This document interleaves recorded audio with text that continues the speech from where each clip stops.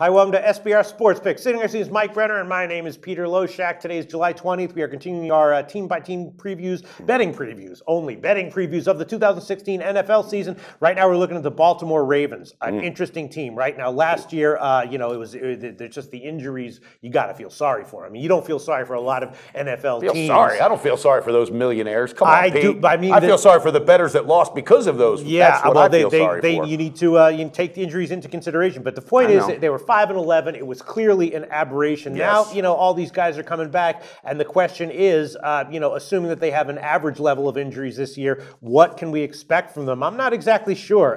They have some nice positives overall. I think I'm slightly down on them. I don't think FLACCO is going to be have injury issues again, as we're worried about with Carson Palmer and others, and Roethlisberger and Tony Romo. I think that FLACCO is in his career has not been injury prone, but the question is, what level will he play at? And there's a lot of question marks. How is he? He's gonna. That guy Ronnie Stanley is gonna be guarding his blind side. Yeah. He's a rookie with a lot of talent, but how is he gonna? Is he gonna be able? At what point is he gonna be able to do it effectively? And then they got that guy Perriman, who's a guy with a ton of a wideout with a ton of talent, but he's had injuries this whole year. What are we gonna get from him? A lot of question marks with the Ravens. In the NFL, there's a lot of question marks with every team. With the Ravens, I feel there's more than the average NFL team, right? And you know what, Pistol Pete?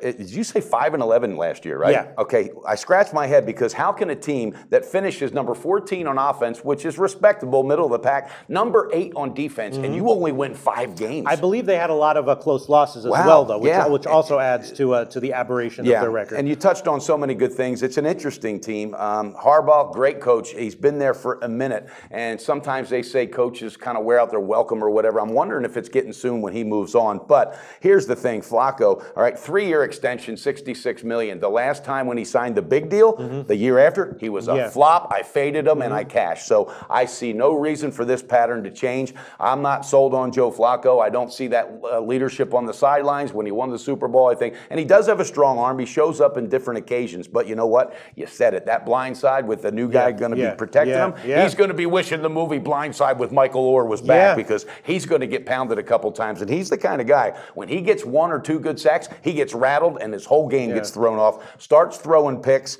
And this team has never recovered from Ray Rice, and they really haven't, especially at that position. You know who they got in there this year? I mean, Trent Richardson, a wash-up. You got Forsett, who's very good, very usable, but injury-prone as well. And then your wide receiving core. All right, Steve Smith coming off an Achilles. He's, 28 years in the league? And then you got Mike Wallace, who's full of issues.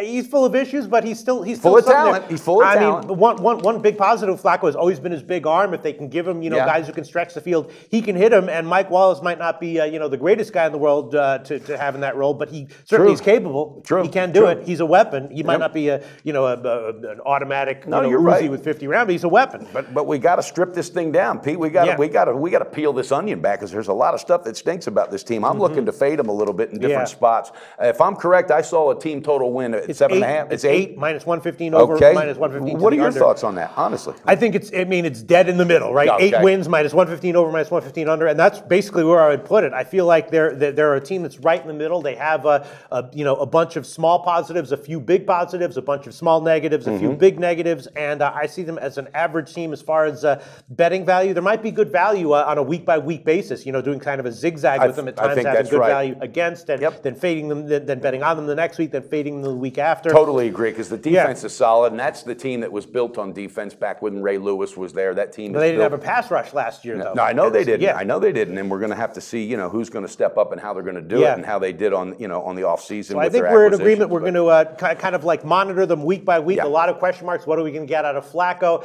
How potent are the weapons going to be? How are they, well, is the rookie going to be able to protect him? Are they going to be able to have a pass rush? A ton of questions here. So I guess it's just a wait and see and sort of adjust your analysis and your perceptions of the Ravens week by week as the season goes on, right? Sure, and they start out pretty tough as far as with the Bills, but they're at home. Then they go to the Browns, they're going to get a vacation, and then they go at the Jaguars. At the Jaguars, the Ravens, this is the game I'm circling that you may want to fade, because I'm telling you, Blake Bortles, they don't have a pass rush, all right, and Blake Bortles has a hell of a strong arm. Jacksonville's, they're building some momentum. So look for game 3 against the Jags, but I like what you're saying, Pete, zigzag week in and week out, using them, fading them, whatever. Okay, interesting team. We'll see how it turns out. And what should we plug? SBR odds. Let's plug SBR odds. free, totally free line service where you can compare lines at all the major books. Also customizable, so you can take out the books that you don't have, you don't care about. And I'd like to see your dashboard, because you know what, you're a genius at this, and you dedicate so much time to it. Pistol Pete's got like 12 accounts, he said, and I believe you.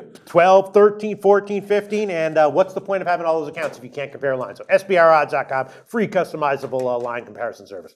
Always on the go? Bet365 has one of the top mobile platforms in today's market. Sign up today and don't let your busy life keep you out of the game.